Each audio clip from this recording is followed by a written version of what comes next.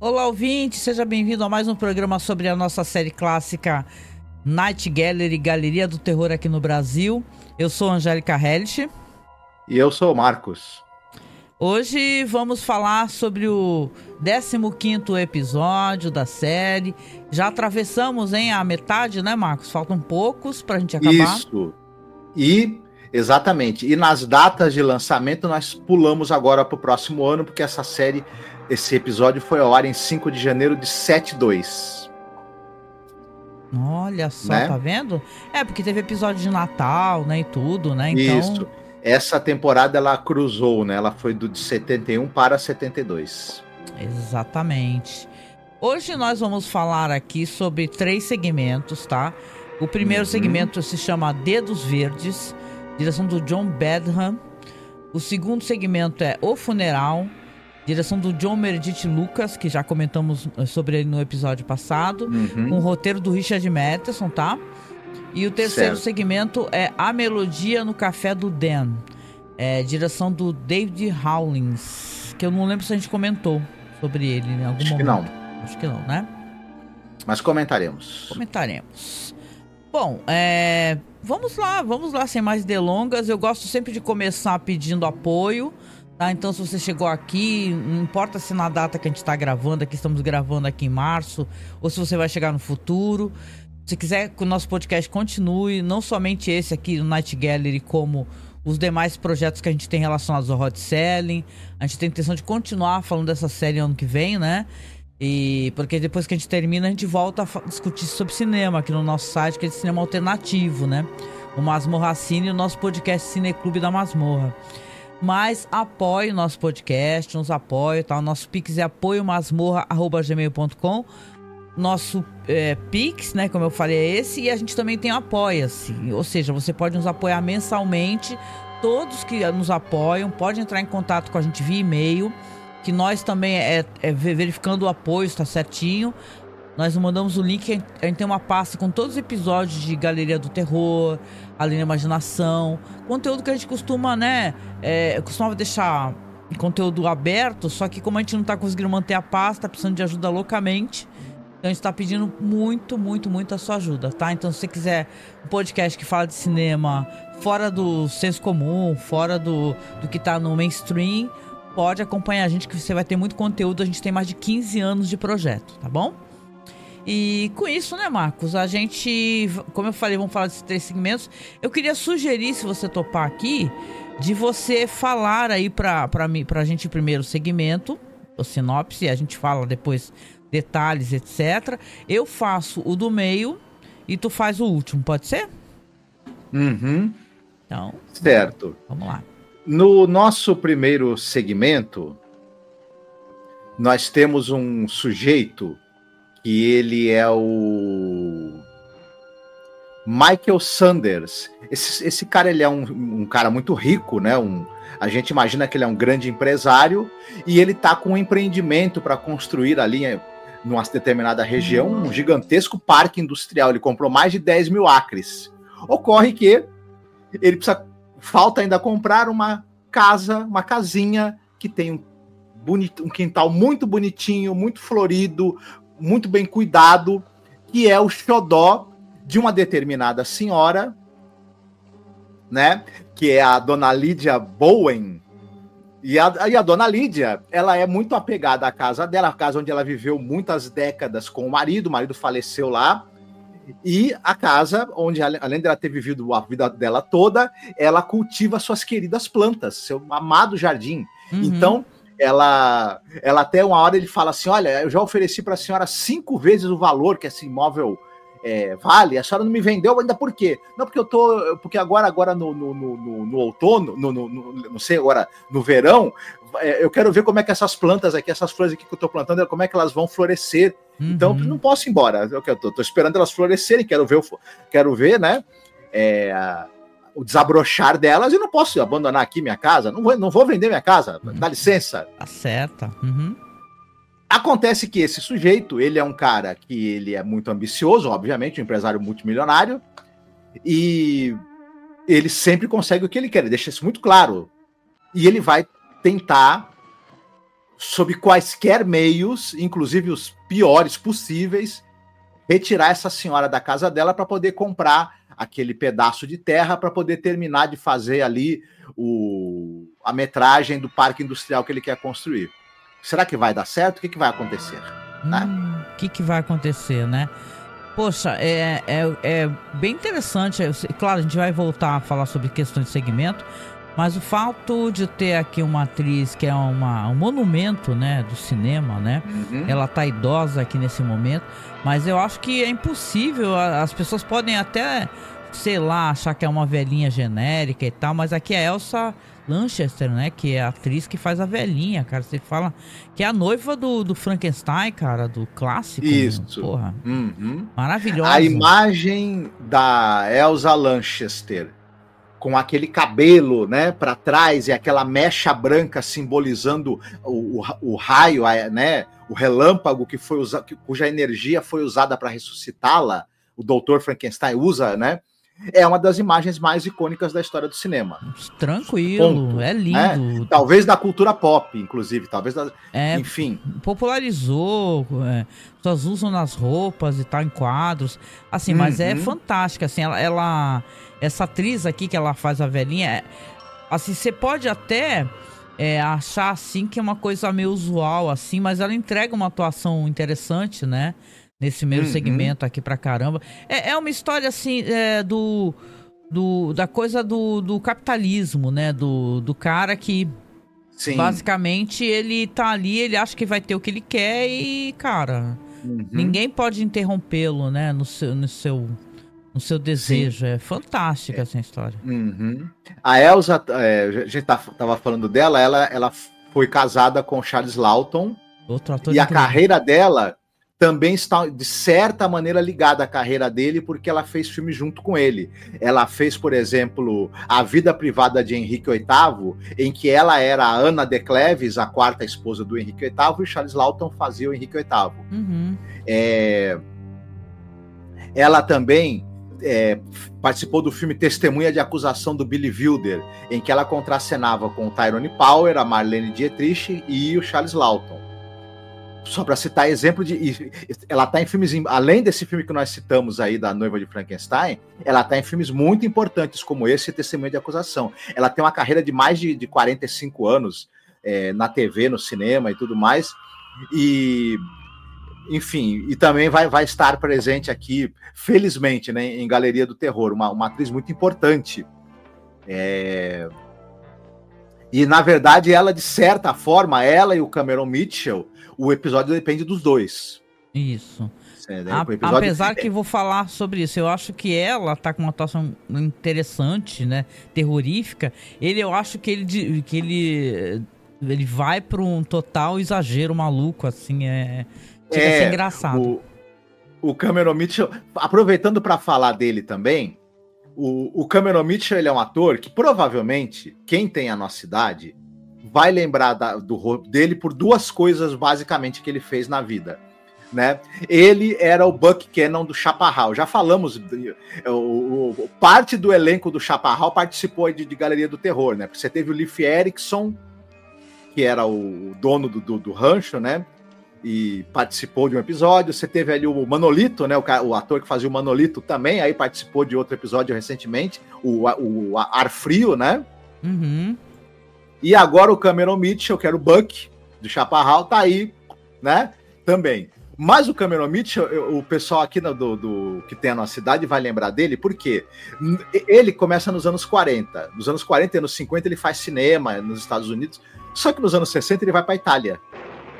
E aí, na Itália, ele faz tudo que é filme de gênero possível e imaginável. Ele faz vários filmes de viking, entre eles, dirigido pelo Mário Bava. Ele faz vários filmes do Império Romano. E aí ele é o Tibério, ele é o Júlio César. Ele faz vários filmes passados na época de Roma, filmes italianos, né? Caramba. Aqueles famosos filmes dos anos 60 de Tinetitá, que eram exibidos na TV brasileira. A TV Record exibia direto. Aí... o Cameron Mitchell, aí ele participa também de filmes de época, tipo, ele é o César Borgia num filme, ele faz Diallo, ele faz Faroeste com o Sérgio Corbucci, Ele faz filme de terror do Mário Bava, e assim vai. Ele faz trocentos filmes na Itália e esses filmes passam tudo na Record aqui no Brasil. Por isso que o pessoal cansava de ver a cara do Cameron Mitchell por aqui. E como você falou aqui, ele tá num overacting desgraçado, né? Tá terrível o negócio, mas é engraçado, acaba sendo divertido. Embora eu acho que quem tem o tom melhor, aí eu concordo com você também. Sem dúvida é a Elsa Lanchester, que tá com o tom mais certinho. O dele tá bem exagerado, né? E é um negócio engraçado. O diretor do episódio, a gente pode falar também um pouco sobre a direção, ele parece que viu essa atuação exagerada do Cameron Mitchell e ele resolveu, na montagem, dar bastante tempo de tela para ele e meio que focar bastante nisso, né? O diretor gostou, pelo jeito, né? Enfim. A gente vai chegar lá, mas o final chega a ser até meio estranho, sabe? Como é que eu posso explicar? Meio estranho o final do episódio. Para um episódio que tem características interessantes. Aliás, é até bom assinalar aqui que é baseado num conto que é R.C. Cook. Eu não conheço. Eu pesquisei, esse cara, não tem muita informação sobre ele, mas ele aparece em diversas coletâneas de terror onde tem gente da Weird Tales. Então eu tô deduzindo que ele ou é dessa época da Weird Tales, né? Das revistas Pulp, ou é um pouco depois, mas ele, claro, é escritor de literatura de gênero, né? Certo. Legal. Bom, não sei se a gente falou, a Elsa Lanchester, como você falou, acho que é uma história do cinema gigantesca, né? Não sei nem se dá pra gente comentar tanta coisa sobre ela, mas tem mais alguém que você acha interessante apontar e tal sobre esse segmento? Nesse segmento, só para terminar de falar do elenco, a primeira pessoa que a gente vê em cena, ou a segunda é o assistente do Cameron Mitchell, assistente do empresário, né? Que é o Ernest. Ele é vivido por um ator chamado Michael Bell. E esse Michael Bell é um cara que ele tem mais de 300 participações de dublagem. Ele dubla tudo. Olha, entre desenhos animados e videogame, o cara tem mais de 300 títulos. Caramba, enfim. Mas aí ele teve a chance de mostrar a cara dele um pouco, né, nesse episódio. Certeza. Muito bom. Tá. E é isso. Se tu quiser contar, então, o que acontece, porque daí vem a questão do que o episódio traz de estranheza, né? E de surrealidade, né? Porque o nome do episódio é Dedos Verdes, né? E para quem conhece essa expressão, acho que muita gente conhece, mas para quem for jovem, por exemplo, né, e não conheça, né? Eu até brinco que na nossa família, que na minha família, a gente tem alguém com dedos verdes. É normalmente alguém que tem uma capacidade para cuidar de plantas, as plantas ficam sempre perfeitas, sempre viçosas e tal. Eu também gosto muito de plantas, viu, por sinal, mas eu não tenho a mesma característica que a minha irmã tem. Aqui essa senhora, ela fala que tudo que ela planta dá, que ela pegou um galho de uma árvore e enfincou no chão e a árvore em 3 meses já tá enorme. Isso, ela fala que as plantas que ela cuida, elas crescem muito mais rápido do que na mão de outras pessoas, muito mais rápido do que costuma ser o tempo de crescimento delas. Eu lembro daquele livro do Maurice Druon, O Menino do Dedo Verde, é daí que eu lembro dessa expressão também, né? Que tem aquele personagem, né? O Tistu, que quando ele toca, cresce, né? Plantas, flores, né? Enfim, e é um livro contra a guerra. É interessante, é uma conexão que a pessoa tem com a natureza, né? Coisa bonita, né? E aqui, esse episódio, ele tem essa questão. Então, ela se nega mesmo. Primeiro o assistente fala que foi lá várias vezes, que ela consegue dar um balão nele, né? Serve um chazinho, conversa. E ela é assim, daquele jeito. Mas com ele, não. Quando vai o chefão, ela fala que não. Eu não vou sair, você não vai me tirar daqui. Aí ele fala, você não quer sair? De jeito nenhum, você não quer vender, por valor nenhum. Ok. Aí vai aparecer já de noite, ele contratou um capanga, né? E ele parece estar nas sombras conversando com o capanga. Deixa eu rolar as cenas pra vocês aqui. Ele tá nas sombras conversando com o capanga e falando assim pro capanga, falando, ok, tu vai lá, tu dá um susto na velhinha, cara, mas tu, né, não precisa ser extremamente violento. Aí o capanga fala, não, Eu vou fazer o que eu quiser, eu que mando, entendeu? Não é você que define. Aí ele acaba concordando com o cara e, pois, né, à noite, quando a noite cai, você já tem ali uma cena da polícia chegando, porque parece que tava uma gritaria, alguém alertou a polícia, né? E eles veem o sangue no machado, né? E veem ela enterrando alguma coisa no chão, né? E parece que ela teve o dedo cortado, né? Teve o dedo amputado. Eles falam também que o capanga fugiu, tentou fugir, né? Depois que teve esse... depois que fez essa violência com a gente não sabe qual tipo de violência exatamente ele fez com ela, mas a gente vai saber logo. Na fuga, ele meteu o carro num muro, numa árvore, uma coisa assim, e morreu na batida, o capanga incompetente lá do milionário lá. Empresário. E ela sai falando a beça e tal, toda desconexa, quando a polícia tá tentando levá-la pro carro para levá-la pro hospital, né, com a mão enrolada num pano. E quando chega lá, a gente já vai ter cenas depois dela falecida, né, porque parece que ela teve uma perda de sangue, ou foi excesso de estresse e tal, ela vai a óbito, né, e eles ficam assim, pô, né, caramba, né, que coisa horrível, né? Quem é que faria isso? Atacaria uma senhora dessa maneira, né? Faria isso com uma senhora idosa. E o cara, né? O chefão lá, que foi lá ameaçá-la, ele acha que tá tudo, foi limpa a situação, né? Tá tudo, o caminho tá livre pra ele, né? Você acha que... Eu fiquei na dúvida que, por exemplo, do jeito que esse cara é maquiavélico, será que ele pegou o carro do capanga, ele mexeu em alguma coisa no carro pro carro bater também e ele se livrar também dessa testemunha? Olha, eu não sei dizer assim, porque o episódio não demonstra, mas ele parece ser uma pessoa capaz de tudo, né? Quem faz uma coisa assim com uma velhinha, né? Aí ele vai pra lá e aí que começa o surto da atuação desse cara, né? Ele vai, aí ele chega lá e começa todo a arrancar flores e fala sozinho. Ele vê um buraco no chão, né? E por que diabos ele vai se enfia no buraco, aí sai do buraco e tá lá tendo, sei lá, tá totalmente surtado, né? Quando ele entra na casa, ele vê pés totalmente cheios de grama, terra e tal, e uma mulher, que é ela, sentada numa cadeira rindo, né? E falando pra ele, eu voltei, tu não falei pra você que eu tinha os dedos verdes? Né? Ou seja, ela enterrou o dedo que foi amputado e nasceu uma outra senhora no lugar, né? Uma senhora que veio cheia de terra. É uma coisa que é totalmente cripta, né? Isso, né? Esse conceito, né? É muito bom porque é totalmente cripta do terror. E ele entra em parafuso total, o personagem. Ele enlouquece imediatamente, né? Aí começa a arrancar cabelo, ficar surtado ali pra caraco.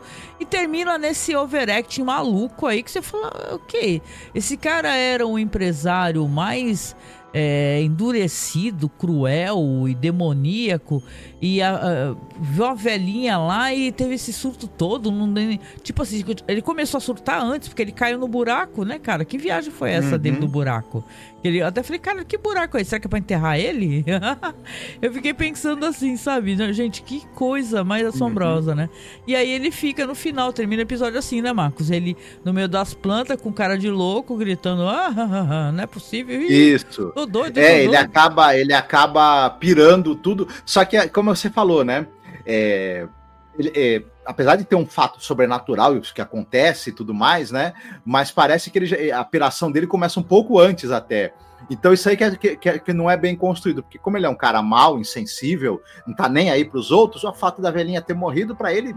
Mas ele começa meio que já talvez até pirar por conta de alguma culpa, né, que ele tem ainda. Isso, pode ser culpa também, mas né? Mas essa talvez culpa ele realmente não quisesse que o cara tivesse feito isso com a senhora, isso, né? Mas essa culpa ia passar, né? Ele ia ter esse surto de culpa, mas depois ele ia esquecer, ia tocar. Só que aí quando ele vê a velha ressuscitada, a versão monstro do pântano da velha, aí o cara falou, pronto, agora lascou. Pô, a mulher enterrou um dedinho, cara, né? A gente brincou porque ela morava lá com o marido, né? Aí ela fala que é viúva e tudo. Até pensei, pô, por que ela não enterrou o marido pro marido nascer de novo, né? Porque aquele chão é nível Pet Cemetery, né, cara? Tu enterra no chão, volta, né? Ou então tem a ver com a magia que ela tem, né? A capacidade que ela tem, que ela falava até pra ele aqui. As pessoas falam até que eu sou bruxa, né? Que acham que eu sou uma bruxa, porque tudo que eu planto dá. Ela tem o dedo verde, e aí o que acontece? Ela conseguiu, porque na verdade ela enterrou os dedos dela, que eles têm, você falou bem, talvez ela não consiga ressuscitar uma outra pessoa, mas uma parte do corpo dela tem esse poder de germinar e criar alguma outra coisa. Mas eu acho que acaba funcionando um pouco. É uma história que tem essa coisa de uma crítica ao capitalismo selvagem, né? Claro, e ele contraposto ao amor pela natureza, claro, né? E também valores, né? Para essa senhora, o dinheiro não é importante. Importante para ela é o apego, né? Emocional, o valor que ela dá para esse local que ela viveu a vida inteira, para as plantas que são como se fossem parentes dela, né? Uma família que ela cria, né? E para esse cara que é um capitalista selvagem, isso não interessa nada, só interessa pelo lucro, os empreendimentos dele, e ao mesmo tempo funciona como uma espécie de gag também. Só que, na verdade, quando você tem um pouco mais de tempo de tela e desenvolvimento, esses episódios engraçadinhos, eles são melhores também, são bem melhores do que as gags, porque você consegue ter alguma substância, ter algum subtexto ali, dá tempo dos atores desenvolverem um pouco mais os seus personagens. Então, se não é o auge de Galeria do Terror, esse tipo de episódio, também não é uma coisa ruim como aquelas gagzinhas bobocas, né? Tá ali, é um pouco mais interessante. Tu quer ver um negócio interessante, né? Que eu tô vendo aqui um texto aqui de um site legal, né? Que é chamado The Night Gallery mesmo, né? O site. Ele colocou, eu acho que tem a ver com o conto, tá? Então, um pequeno segmento aqui que, se você me permitir, eu faço a leitura breve aqui. Que é depois dessa questão que ela enterra os dedos, ou pelo que eu pude entender, foram os dedos que ela enterrou, né? Tá aqui, ó, abre aspas. Por muitos dias seguidos, ela estava com muito medo de ir e olhar para a coisa crescendo nas sombras atrás da sua casa. Mas eventualmente ela teria que ir e ficaria olhando para ela com um brilho sobre seus olhos azuis. Um pulso e um braço apareceram, com a pele ligeiramente enrugada, como a dela. E quando as cerejeiras floresceram, a crista de uma cabeça branca começou a aparecer, como o topo de um grande cogumelo de cavalo. Ela passava horas olhando para ela, com um fascínio terrível. O medo de que alguém a visse se tornou uma obsessão para ela. Ela começou a encontrar o padeiro no portão para impedi-lo de caminhar até a casa, e cobriu a cabeça e o ombro nus com sacos de batata marrom. Os olhos da figura estavam fechados, mas no rosto e nos ombros nus havia rugas e sardas que se assemelhavam às suas nos mínimos detalhes. Noite após noite, ela ficava deitada, se revirando em um meio estupor de sono, enquanto sonhos horríveis passavam pela sua mente assustada. Então aqui você vê que no conto, né, apesar da gente não ter conseguido ter o acesso, é uma outra história. Você vê claramente aqui que ela está vendo a si mesma crescer da terra, né? E tá uma história de terror de alguém que vê né, a si mesma sair da terra, né? Brotar da terra, né? Coisa que a adaptação aqui vai para um outro viés, né? Exatamente. Achei interessante esse negócio de que, na verdade, ela tá viva, né? E presenciando essa parte do corpo dela que ela enterrou se transformar numa outra versão dela, né? Acho que tá saindo aos poucos, né? Vai subindo, né? Agora imagina você que tem um jardim no quintal e uma figura idêntica a você vem saindo da terra aos poucos, crescendo como se fosse uma planta. Eu acho que daí vem um horror real, né? Dessa situação. Aqui foi colocada uma questão meio ambientalista, né? Que também é interessante. Essa coisa do empresário, né? Empedernido. Mas aqui, no conto é uma história de horror, né? Pelo jeito de alguém que tá vendo a si mesmo, né? Sair da terra, né? Bom, nós acessamos o conto, então a gente, né? Se vocês quiserem, depois vocês podem dar uma procurada, é só dar uma googada, vocês colocam em inglês, né? E coloca Night Gallery, que vai cair no site desse cara aqui. Eu já acompanhei algumas vezes, mas é isso. É um episódio, se ele não é perfeito, né? Eu não sei o que tu acha. Pelo menos tem a Elsa Lanchester, que é muito legal, né? Tem umas questões interessantes aqui que são colocadas. e dá pra gente o acesso informação de uma história que é melhor, inclusive no conto, né? Pelo menos isso. Sim, mas eu gostei. No geral, eu gostei do episódio. Eu achei interessante. Né? Legal. Legal. Então agora que eu vou pra vocês, aqui é a minha vez, eu vou pro O Funeral, tá? Que é baseado num conto do Richard Matheson, tá? Então eu vou colocar aqui as cenas. Espera aí. Já até avancei muito aqui. Deixa eu... a gente tá fazendo gravação via OBS, né? Então a gente dá pra fazer isso na hora, mas tá rolando aqui, tá? Aqui nessa história você vai ter o Morton Silkline. Ele é uma pessoa que trabalha no ramo funerário e ele tá recebendo uma pessoa aqui, né? Que na funerária dele, que ele vai cheio de educação, né? De deferências, né? Vai falando que o casaco do cara é lindo, né? E tal, todo, né? Elogiando, né? E ele administra essa funerária e ele vai... Essa visita se chama o Ludwig Hasper, negócio assim. O ator aqui é o Werner Klemperer, que ele faz o Coronel Klink, né, do Hogan's Heroes. Não conheço a série. Aqui ele tá usando barba e o pessoal faz questão de assinalar isso, ou seja, ele deve ter mais personagens sem barba, isso sim, né? Ele fala aqui que quer organizar um funeral mais luxuoso possível, que não é para poupar gastos, e ele fala que quer caixão com os pegadores lá de ouro, a maior sala, o ambiente mais luxuoso, que ele nunca teve essa chance e tal. E aí o cara vai todo contente, ainda mais quando vai falando que não é para medir gastos, né? O cara da funerária, ele fala assim, e para quem que é? Em nome de quem será o funeral para eu poder colocar aqui? Aí ele fala para mim mesmo. Aí o cara da funerária fala, como é que é? Como é que é? É pra mim mesmo. Eu nunca tive essa chance e tal, e eu sempre quis ter um funeral. Sempre quis. Aí o cara falou, você tá de sacanagem com a minha cara, né? Então, falou, né, me fazendo de trouxa. Aí ele faz uma cara séria assim, olha pro cara da funerária e fala, eu quero que você faça. Eu não tô pedindo, eu tô mandando. E você pode gastar o que for necessário, né? Que eu tenho meus amigos para receber e eu quero esse funeral perfeito do jeito que eu falei, né? Aí o cara acaba concordando, né? Aí ele...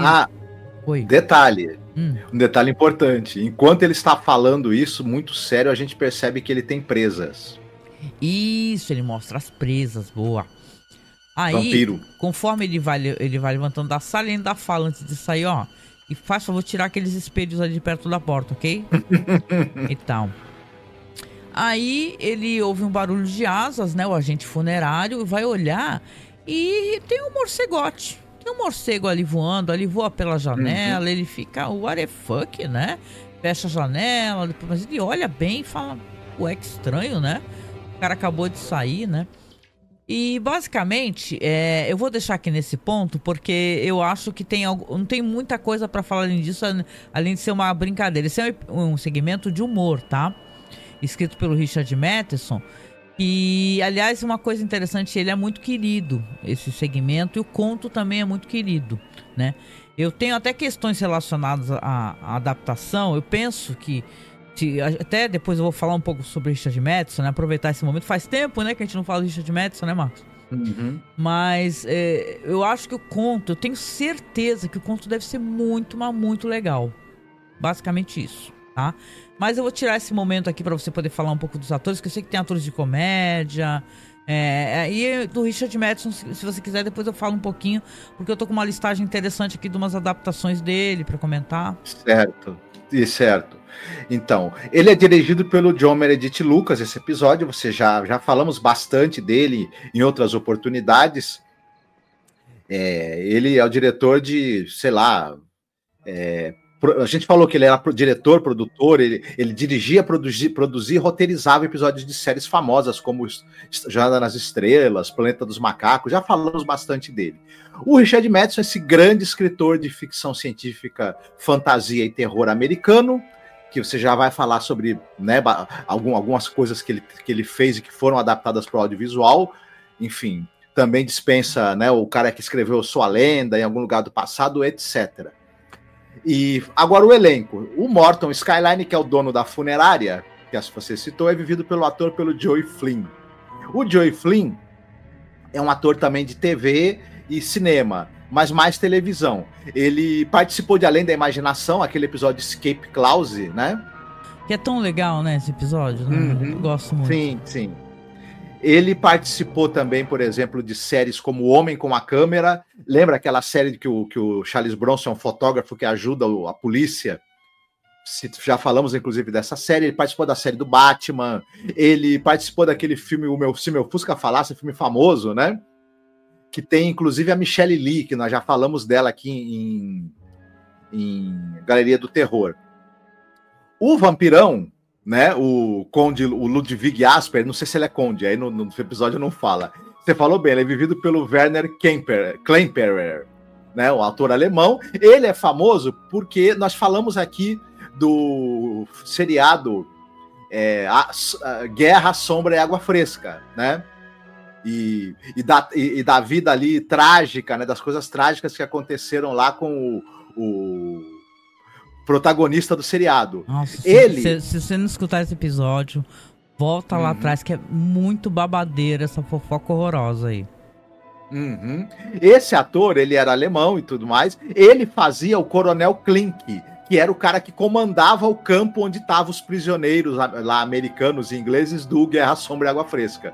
Vocês lembram que era uma série que mostrava um campo de prisioneiros na Segunda Guerra Mundial, prisioneiros militares, né?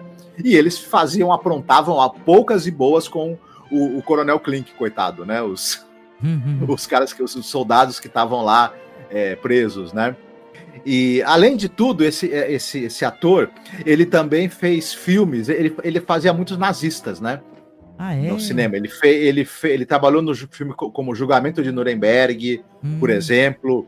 Ele foi o Adolf Eichmann no filme O Julgamento de Eichmann. Não, Missão Eichmann. Né, que conta como o Eichmann foi preso na Argentina e levado para ser julgado em Israel. Então ele faz o Adolf Eichmann no filme. E tem uma coisa engraçada também. Ele dubla num dos episódios dos num dos episódios dos Simpsons. Ele faz a voz do anjo da guarda do Homer Simpson. Caraca, malandro. E no episódio ele é acreditado como Coronel Klink. Que ótimo, meu. Então é uma bela de uma brincadeira que é feita no episódio desse episódio dos Simpsons, e quem é um pouco mais velho pegou essa piada, quem não é tão mais velho assim não pegou, fazer o quê, né? E agora tem umas brincadeiras aqui. Como você falou, né? A gente, para poder continuar a falar do elenco, a gente precisa continuar a contar a história aqui do episódio. Vai ter o tal dia... Você quer continuar a contar? Vai ter o tal dia do enterro. Pode falar. E o nosso personagem aqui, o Morton Skyline, ele tá ali fazendo a recepção. Chega ali o Ludwig Asper e ele traz os convidados também. Primeiro, o Skyline mostra para ele como é que tá tudo ali, né? Como é que ele arrumou a sala, o caixão e tudo mais. E ele fala, nossa, parabéns, tá muito bom isso aí que você fez, né? E começam a chegar os convidados dele. Os convidados dele são alguns vampiros, bruxas, lobisomens, né? Tem um Igor, tem tipo uma Mortícia, tem uma bruxa, tem um que dá pra entender que é canibal, que ele fica falando que é saboroso, tempo saboroso. Isso. Esse do canibal, inclusive, ele é um ator chamado Harvey Jason. E ele participou daquele a gente já citou esse programa, o Laugh In, que era um programa de esquetes humorísticos. Ele fazia esse mesmo personagem. Que esse cara com esse chapéuzinho, com essa cara de louco, falando gostoso, e aí o Jack Laird provavelmente falou, vamos trazer esse cara aí pra fazer esse personagem. Tem o Jack Laird, tá? Ele faz ele é o Igor. O Jack Laird tem isso, ele ainda quer aparecer no segmento. Isso.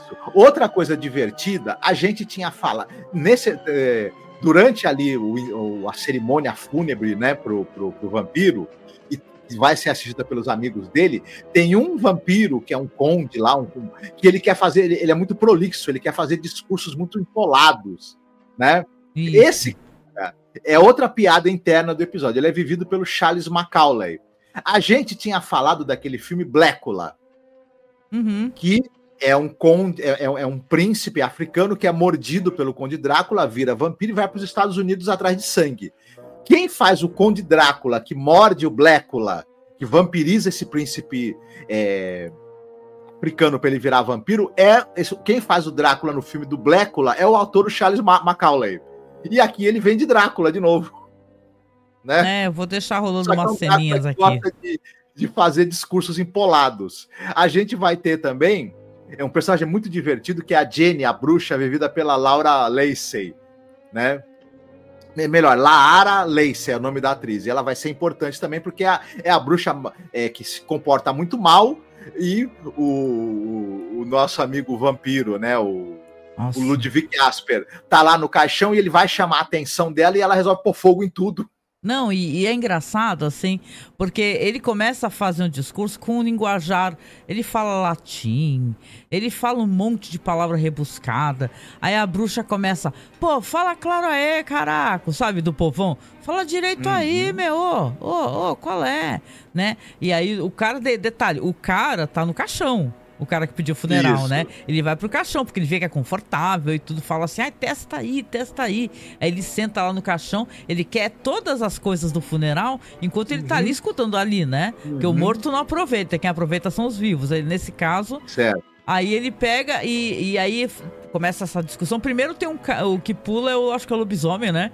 Que fica, o lobisomem pula pela janela, ele fica de saco cheio do discurso do cara. Essa cena, eu dei risada, porque primeiro que falam que ele tem horário, né? Ele tá atrasado para um compromisso. E aí, do nada, ele pula pela janela e acaba sendo uma cena muito engraçada. Eu não sei porquê, eu tenho uma coisa com cena de personagens pulando pela janela. Lá, já no The Twilight Zone, eu já achei hilário um segmento lá no História que o cara pula pela janela. Então, quando ele pula... que é aquele lá da espada, né? Que tem o... E é hilário. Aqui, essa cena vira uma confusão. Ela deve ter sido muito divertida na época, porque aí tem um monte de artista de comédia, aí o lobisomem pula com a porra pela janela, aí o cara, a bruxa começa a reclamar, aí o cara fala, pô, o que é?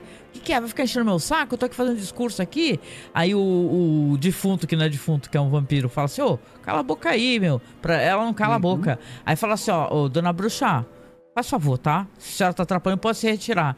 Quando fala pra se retirar, a mulher fica furiosa e fala assim, vou me retirar? Aí começa a destruir tudo, estoura as flores, parede, faz o diabo no funeral, começa a tocar fogo, né? E essa dela começar a tocar fogo, né, Marcos? O cara fica desesperado, porque o cara tá ali assistindo tudo, né? O gerente lá da funerária tá ali assistindo tudo, tá falando, caraca, meu carpete, minha sala funerária. E a mulher parece dando risada no meio do fogo. É uma cena maravilhosa, gente. Ela rachando o bico no meio do fogo. É uma desgraceira, né, Marcos? Sim, exatamente. E aí vira aquela confusão. E no final das contas, depois que tudo é resolvido, claro, deu maior prejuízo, estragou, né?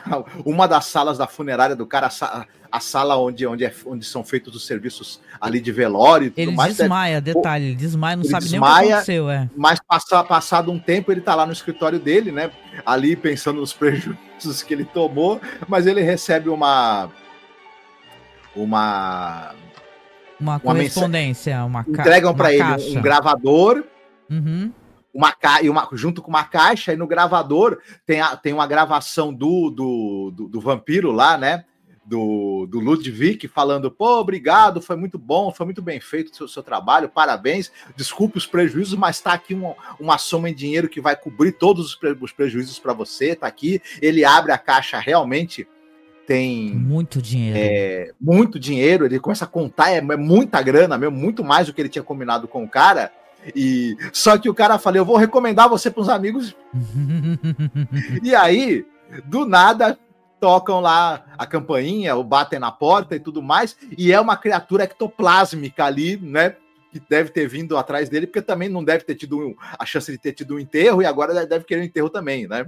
E a sala fica totalmente cheia de uma neblina, que é aquela que sai dessa criatura ectoplásmica, e o Skyline tá lá falando, vamos lá, né?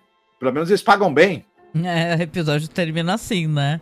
Ele fala assim, e ele tá sufocando com aquele miasma que aquela criatura tá soltando, né? E é interessante aqui nesse episódio que é visivelmente, né, gente, uma crítica, porque o sistema funerário americano, não só lá como aqui, né, é um verdadeiro... O pessoal entra em falência, né? Porque é tudo muito caro e os agentes funerários, eu acho que, sei lá, são retratados assim desde a época do western, né?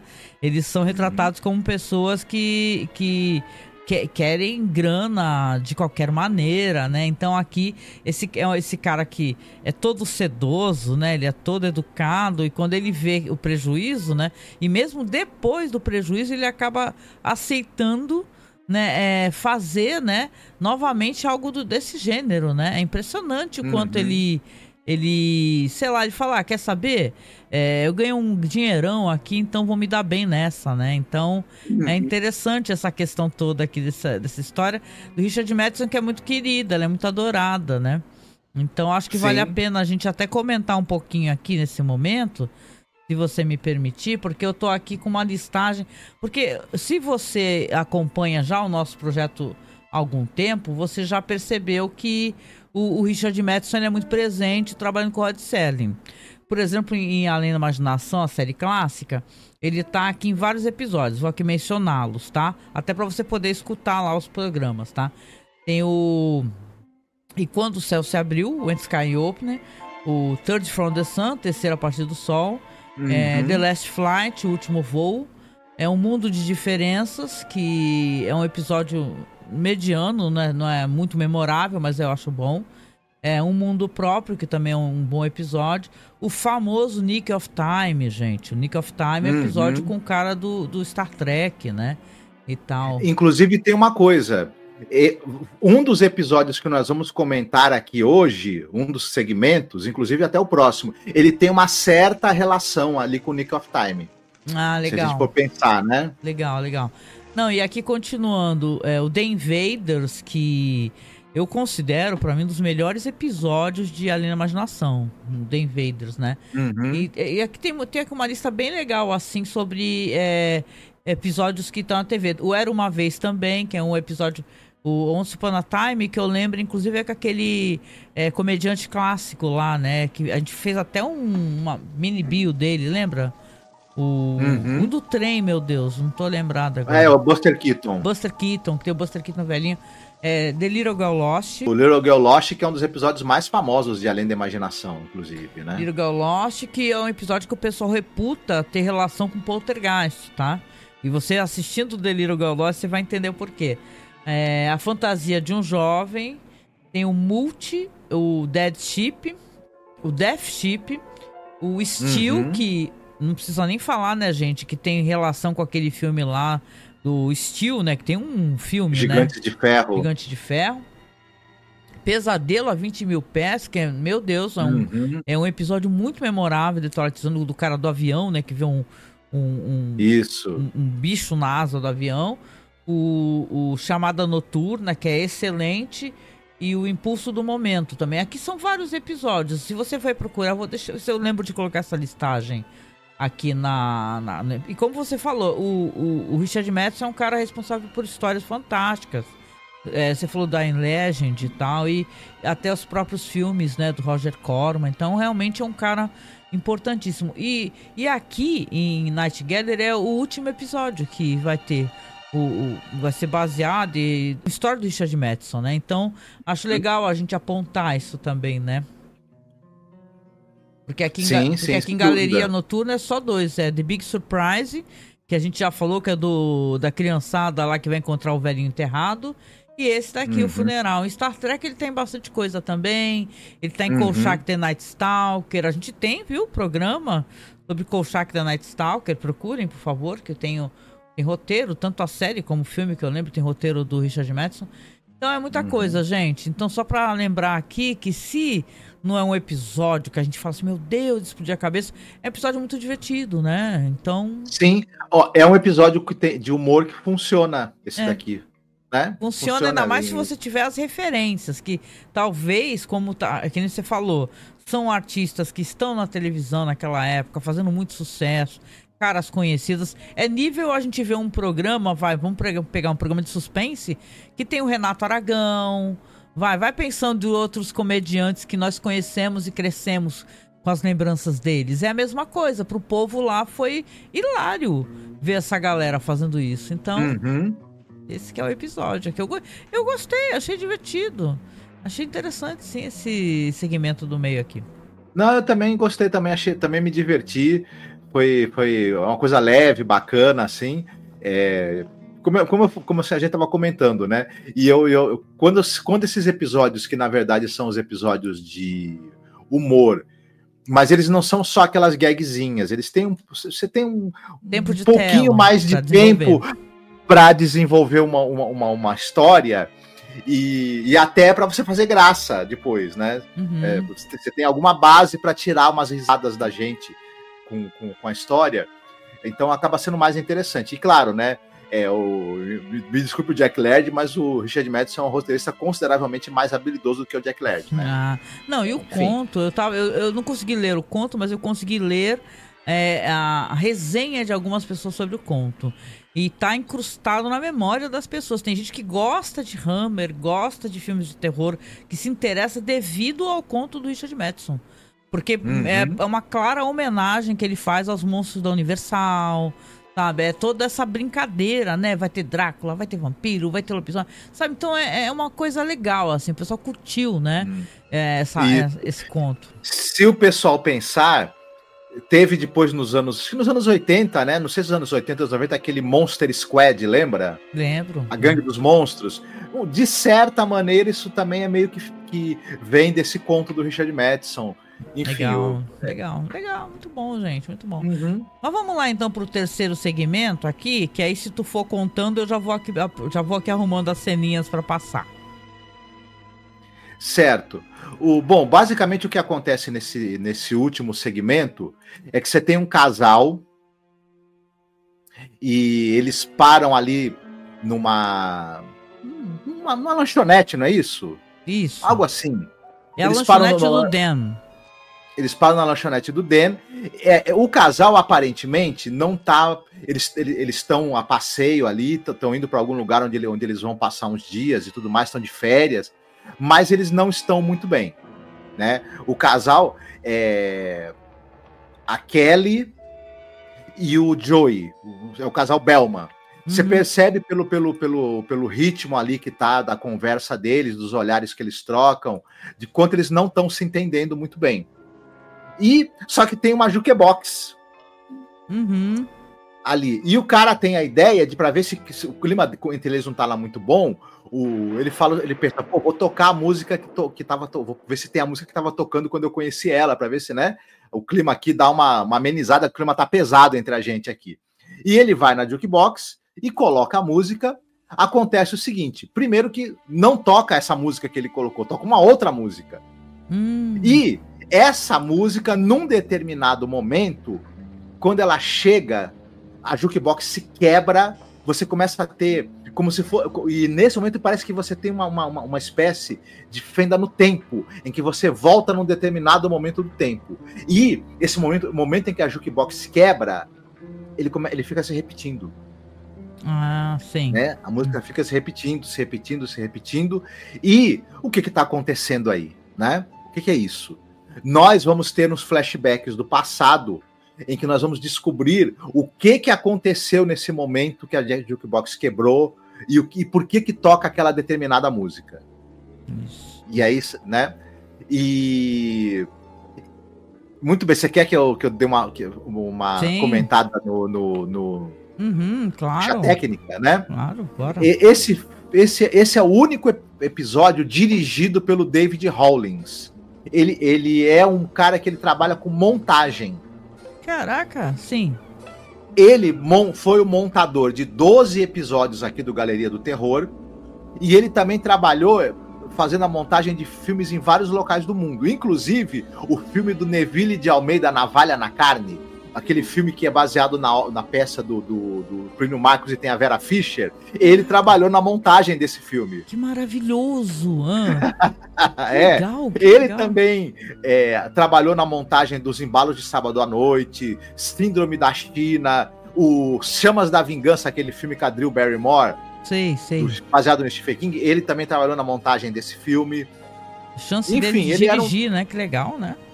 Isso, e ele também montou muitos e muitos episódios de várias séries, mas o único crédito dele como diretor é esse segmento aqui de Night Gallery, né? Muito bem. O roteiro, ele é do Gerald Sanford. A gente já falou, ele foi o cara que roteirizou Tell David, o outro lado do demônio, Flip Side of Devil, né? Outros episódios que nós já comentamos aqui, né?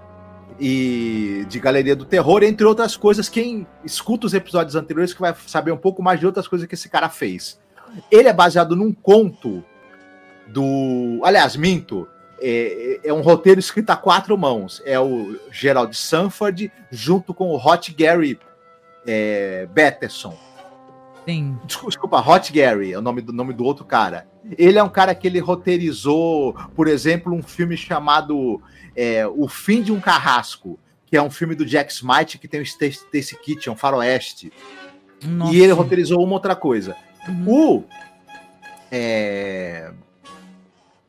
O episódio é baseado num conto. O roteiro que eles escreveram é baseado num conto de um cara chamado Seamus Fraser. Esse cara era especializado em história de fantasma. Ele aparece em diversas coletâneas de histórias de terror, mais dentro de histórias de fantasmas, assombrações e etc. Era a praia do cara que escreveu o conto. Eu não achei o conto e não achei muita informação sobre o autor, o Seamus Fraser também.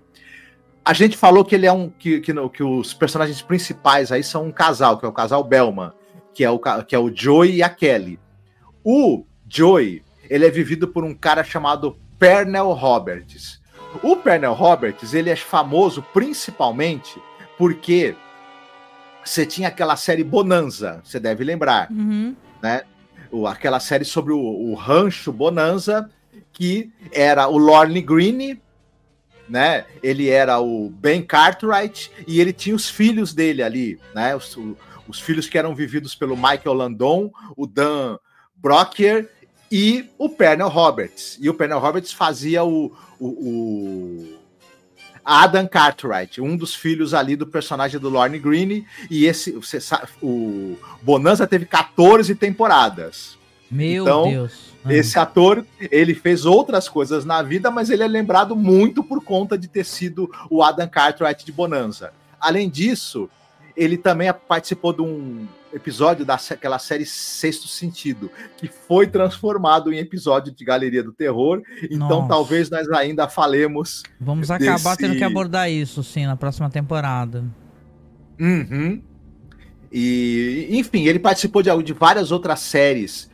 Ele fez bastante coisa, mas eu não vou citar tudo, porque o mais importante papel dele é esse mesmo. A Susan Oliver, aí ela é uma outra questão. Ela é uma atriz que ela tem uma carreira muito longa, ela fez muita coisa. Nos anos 60 e 70, ela apareceu em tudo que é série que você podia imaginar nos Estados Unidos.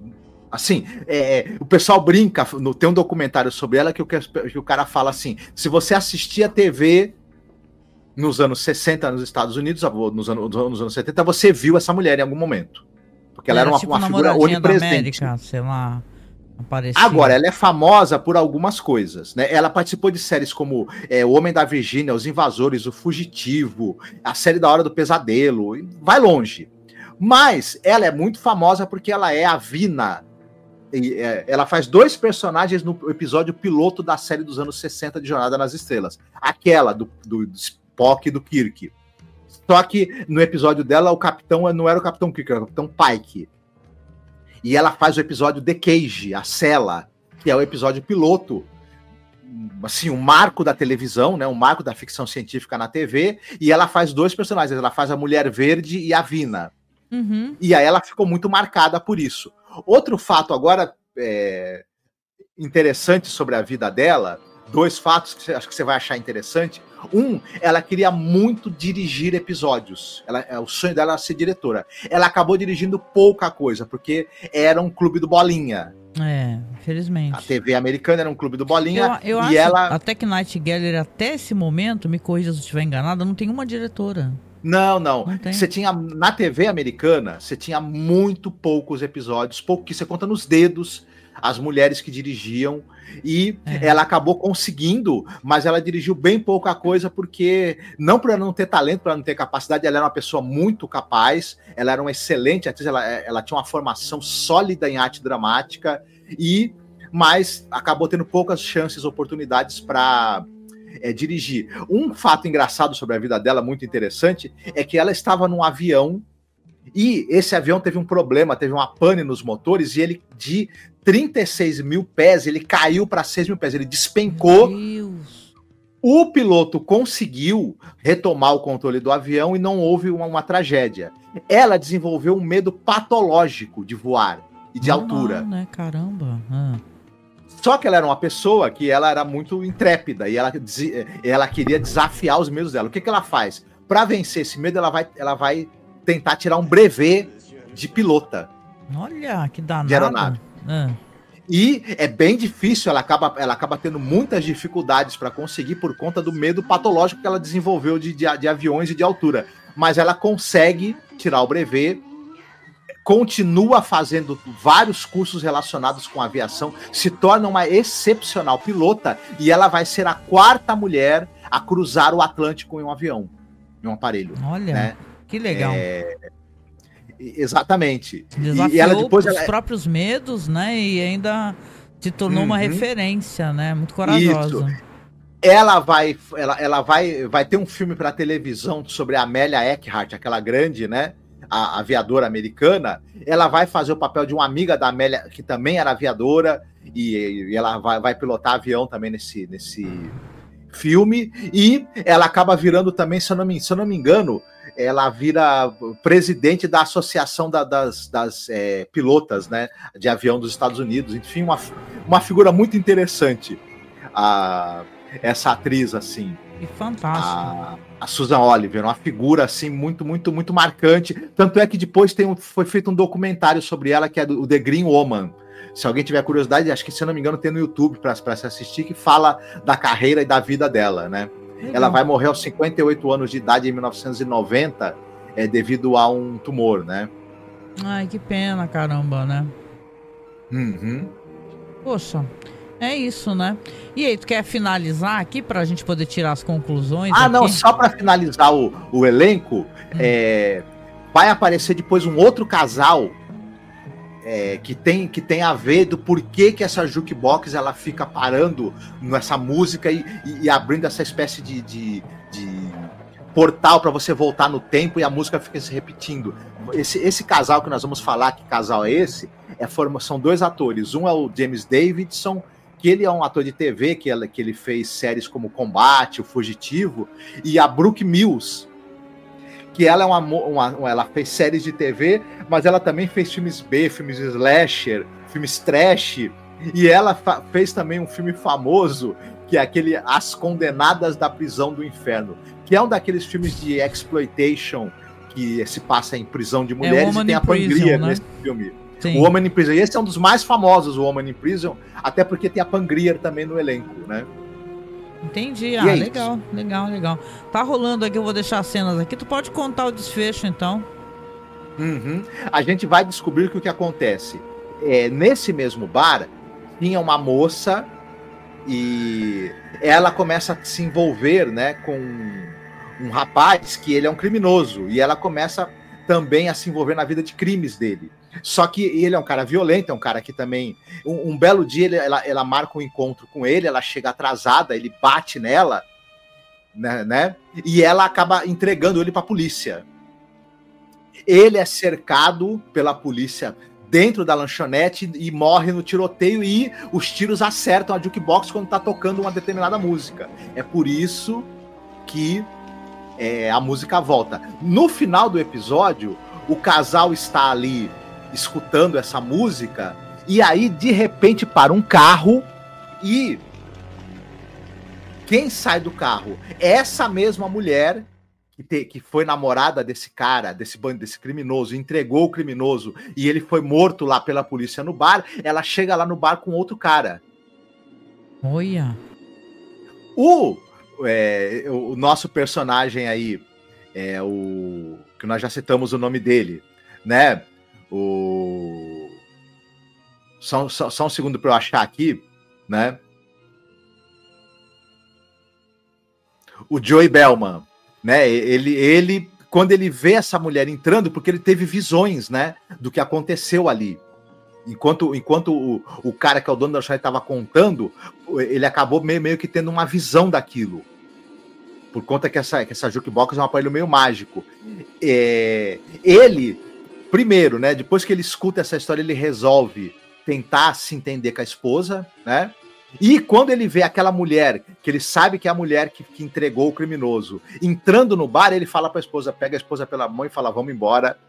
Tem um percebimento que alguma coisa ruim vai acontecer aqui dentro. Vamos pegar vamos pegar a estrada.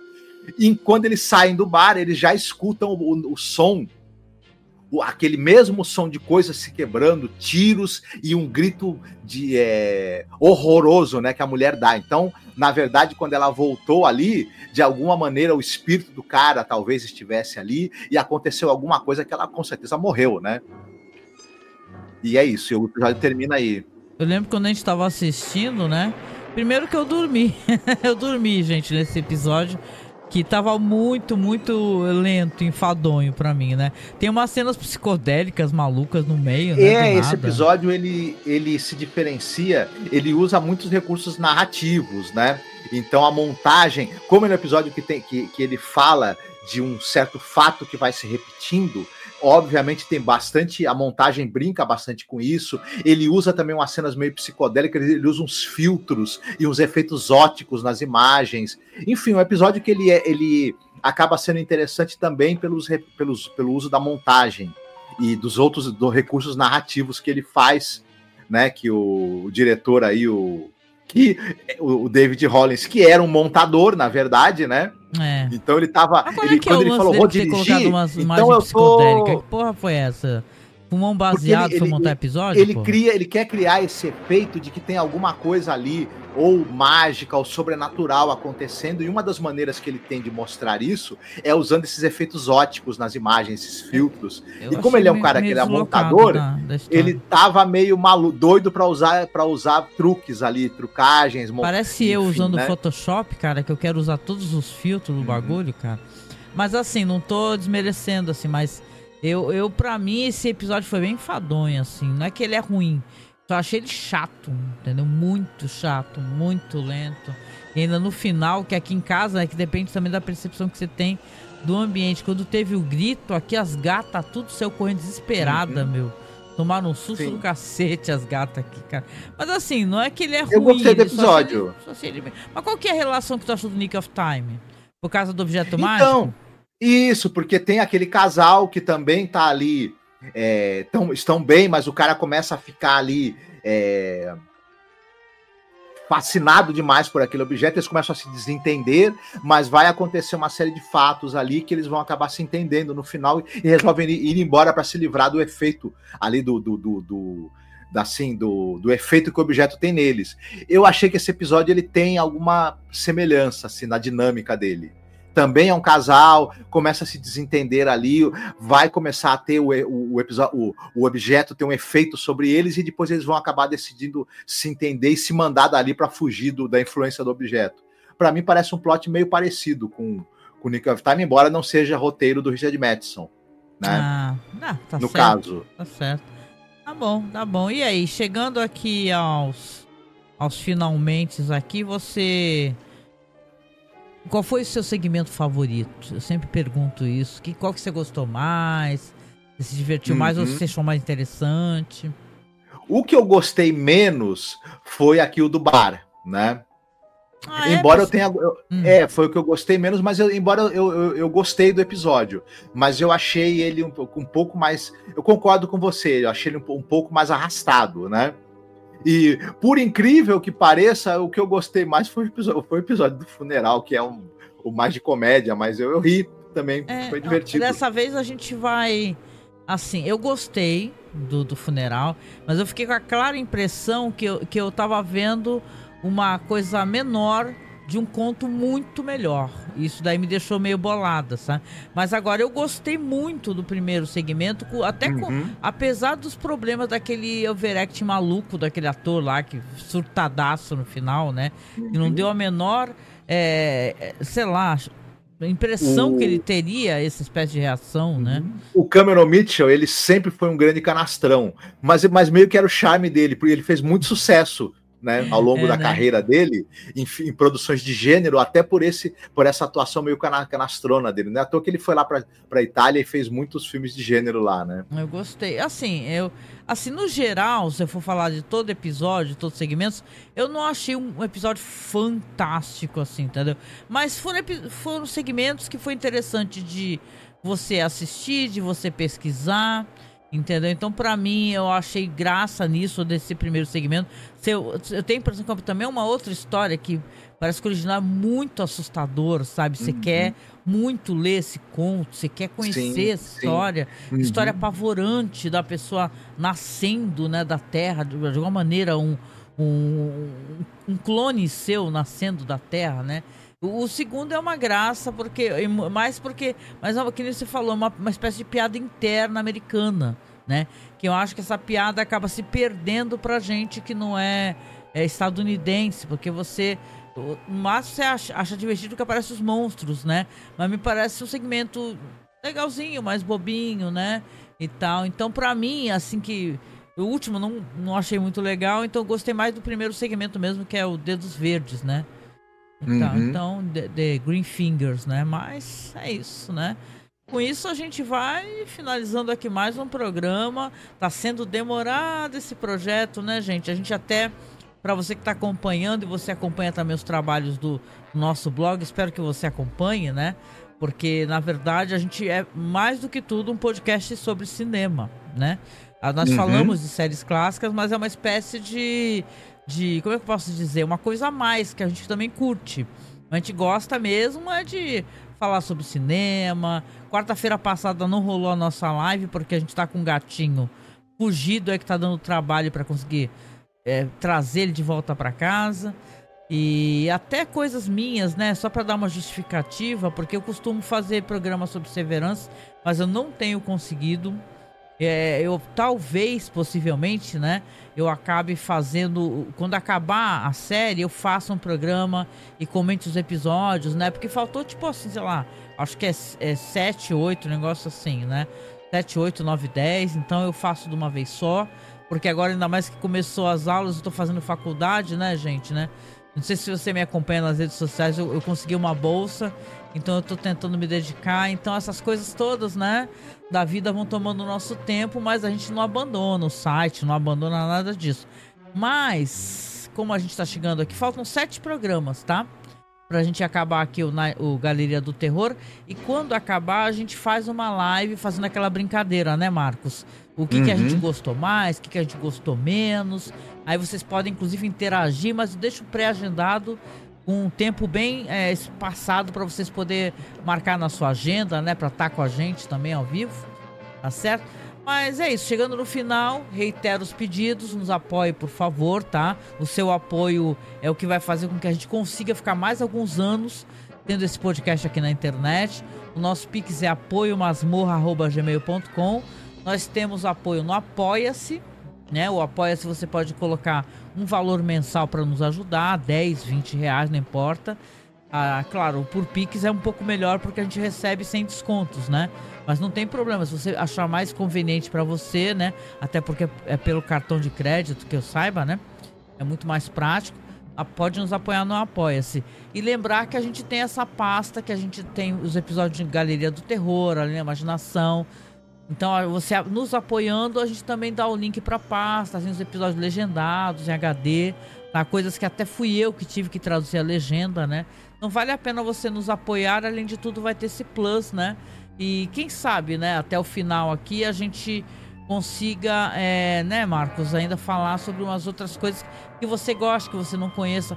Que eu saiba, né, Marcos, não tem ninguém falando ou fazendo um podcast sobre Galeria do Terror. Tem? Acho que eu saiba, não. Que eu saiba, não tem. Que eu saiba, não tem. Então, assim, valorize pessoas que têm um conteúdo diferenciado. A gente sempre tentou, né, Marcos, fazer programas e conteúdos que trouxessem um certo diferencial, né? Porque se é para falar sobre as mesmas coisas, qual que é o sentido, né? Todo mundo, Verdade. né? Porque tem esse hype da internet, vai estrear um filme e todo mundo fala sobre filme, vai estrear uma... A gente também gosta, viu, de série hypada, não tem problema com isso. Mas é assim, né? Pra falar que a gente também tem coisas legais. Você vai ter programas sobre Almodóvar, você vai ter programas... Sei lá, cite um cineasta que a gente já abordou aí, Zhang Mu, um especial em três programas de Zhang Mu, né? Sobre a carreira inteira dele. A gente falou de muita coisa boa, muita coisa boa. Recentemente a gente falou do filme Marquise, que é um filme muito interessante, polêmico, um filme para adultos, mas é muito legal porque fala, é uma espécie de história com bonecos sobre um segmento, né, do que se sabe da vida do Marquês de Sade. Então vale a pena você acessar esse vídeo também tá no nosso canal, tá certo? E finalizando o nosso jabá, eu quero agradecer você, desejar para você uma ótima semana. Logo mais estamos aí, sexta-feira, com mais um programa também. E, por favor, inscreva-se no canal, deixa o like, aperte aí as notificações para você ficar sempre ligado quando sair o programa, tá bom? Beijinho. Boa semana para todos. Beijinho, tchau, tchau. Tchau.